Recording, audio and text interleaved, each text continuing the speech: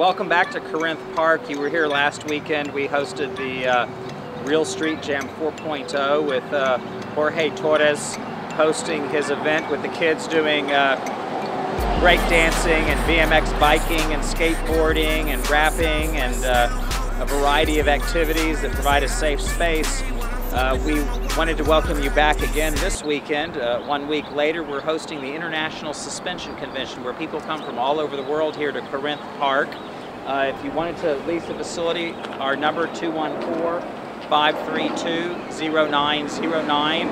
Our website is corinthpark.org, and we are at the corner of Corinth and Park Avenue in the heart of the Cedars, just south of Dallas Historical Village and just a bit west of Southside on Lamar. If you'd like, we can come on in and take a look at what's going on this weekend. This weekend is the International Suspension Convention. It's a suspension community that likes to hang, and they set up all of their structures. It's completely controlled. They've got medics, they've got nurses, they've got doctors that are all in charge. People come from the Netherlands, from Germany, from England, from Italy. And it's really quite a phenomenal place where, again, we allow anybody to do anything that they would like as long as it's consenting adults. And they're responsible and accountable. And you can see everything's medically controlled. It's all clean, sterile environments. Alan? So you found me out of like food on my shirt. Yes. I look like hell, but Well, I wanted to welcome you to Corinth Park, and this is what, how many years have you been here now with the Suspension Convention? 4 years. 4 years. Tell us about the group. Well, basically the idea behind this is because there are people doing suspension all over the world. And what I wanted to do was to get them together, to educate them, to learn from each other, because really these are the best of the best, but we're separated geographically. So we had to find a place and a space so that everyone could come together and meet and learn and have a good time. And Corinth Park is just the perfect space for that. Tell us about where do the members come from? We've got people from all over the world. There's people from all of the United States, Canada. This year we've got New Zealand, Italy, Germany, Switzerland, Norway, Sweden, and I'm sure I'm leaving somebody out. Well, I know I met some guys from the Netherlands as well. Yeah, from Norway. From Norway, that's right. And they were talking about all of the controlled environments that you create, how strict you are about maintaining health and safety, that there are nurses and doctors that are actually present. Everything's done with a sterile environment. You want to give a tour of what's going on here? Well, sure. Come on in. This year we've gone all hands-free. We have hands-free soap dispensers, sinks, and paper towels. Wow. You want to take a closer look at perhaps somebody that they're getting ready to suspend?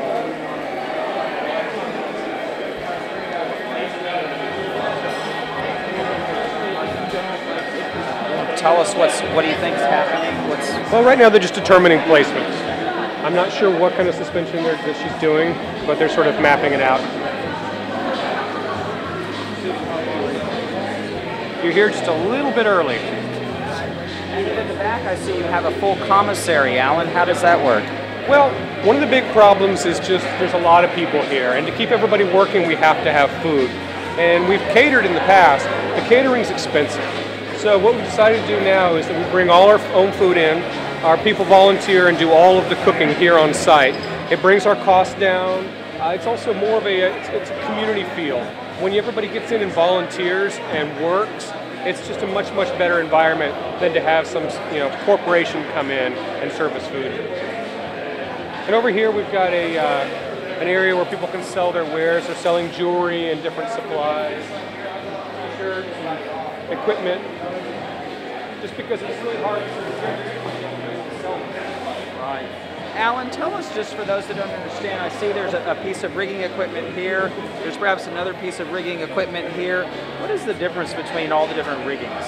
Well, basically our rigging is broken into two sections. We've got structural rigging, which is everything above the plate that you see here. And then we have suspension rigging, which is everything below. The structural rigging is to lift and lower the person. That's its entire purpose. The suspension rigging is to be able to control the directionality of the hooks and to support the person. Now, rigs like this are more about beauty. Rigs like this over here are more about just lifting the person off the ground. From the looks of this, it's probably going to be just a 2-point suspension, very simple suspension. Over here, the person's probably going to hang from multiple hooks with ropes going in all different directions, just to make it more aesthetically pleasing. My words aren't coming out today. So when you talk about aesthetically pleasing, I know in years past I was here and there was a woman that seemed to almost fly like a butterfly, and she must have had a dozen hooks up each arm, down both sides of her back and down her legs. Right. Is this the type of rigging that would be used for something that's more of what would be considered performance art? Well, potentially. It really depends. The rigs are multifunction, so this might be a simple suspension, it might be a complex one. Until we see what they're putting up there, I really can't answer the question quite yet, but usually when you see something that has a shape or it's a large piece, it's usually going to be a much more interesting suspension for sure. How many people do you think are members of this, at least of the international suspension community at large, that perhaps are involved with what you're doing? I would say easily tens of thousands. It's very, very difficult to say. And if someone was interested in learning more, is there a website they might go to? Usually I send people to suspension.org, which is the website that I run. But if you Google suspension on the internet, you'll find all kinds of information. And that's suspension.org. And what you see happening is the guys are actually putting sterile plastic down on the ground. These are going to be the center points for actual suspension. So each person that's going to fly is completely in a sterile environment as they begin to hook the person and as they begin to prepare to put them on a harness system to make them fly. We can see back over here, if you can focus in a little further, the gentleman in the red baseball cap, I think, is holding the system. They've got the floor base down and getting ready to probably get someone to fly here. This woman here is in the middle of getting hooked. She's going to be flying from 4 points. That's the woman that we saw earlier. Tell me about your background and your experience in the suspension community.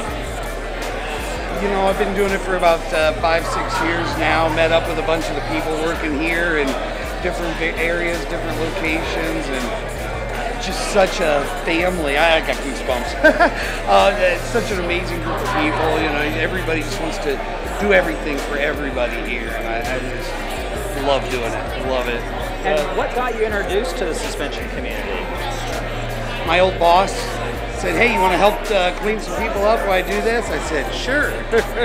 And what was that? Where were you working? What was your industry? Well, I was doing what I still do nowadays. I work for a jewelry company. So, and it's an old boss of mine that he taught me how to pierce a long time ago. So. And have you flown as well? Yes, sir. Been up quite a few times. How many times have you flown? 10, 15, something like that. We call it a resurrection or an ascension. It's basically a stomach suspension. She's got 2 C-Demon hooks in, which are the brand of hooks that she's using. She's not using locking hooks, so she's got shackles attached to it. With the cord we have, I think it's the Norwegian or Swedish cord that we're using. And she looks like she's having a lot of fun. So when you say a Norwegian or Swedish cord, is there a variety of different kinds of There's cords? Different cords. We usually use Tech 12 or Amsteel Blue, but they get that really easy, and it's comfortable and cheap and easy to cut. So now, when you look at all this equipment that's being used, is this ever reused? Everything from the rig up is reused. Everything, like the rig line, gets thrown away. The shackles and hooks, they can get re-sterilized, but they should only be reused on that person. Okay.